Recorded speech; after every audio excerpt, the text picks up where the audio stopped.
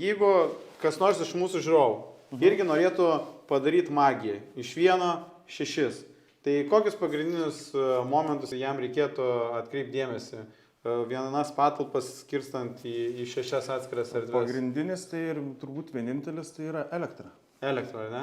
Pagrindinis. Ar užteks galios, ar yra, ar pakankamai. Tai susiradau seksiai atrodančias patalpas, tai pirmą pasitikrinu, ar užtenka elektros, tai tarkim, kiek noriu pridaryti tų patalpų, ar ne, kodėl aš irgi truputį tokias didesnės patalpas, normalias patalpas darėm po 20 kažkelis kvadratus, tai dėl to, kad jeigu per daug prismulkinus, labai didelio elektros kiekio reikia. Taip. Tai kiek rekomenduotina vienam? Nuo 5 iki 7. Nuo 5 iki 7. Taip. Tai pasitikrinau elektrą, tada pasitikrinau santechniką. Reikia vėl įsivertinti viską, ką daryti. Gal kelt grindis, jeigu leidžia aukštis, vedžiotis.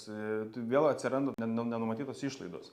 Kaip mums gavosi su šitų pastatų grindų gravimas, kuris tikrai, kaip ir skaudžiai gavosi, bet pasakoje turime lygias grindis. Tai nori, nenori. Aš kai darausi sąmatą, vis tiek 10% nenumatytam. Užmeti nenumatytėm ir, tarkim, tos pačios grindys, tai būtent ir yra tie 10% nenumatytėm reikalam. Taip.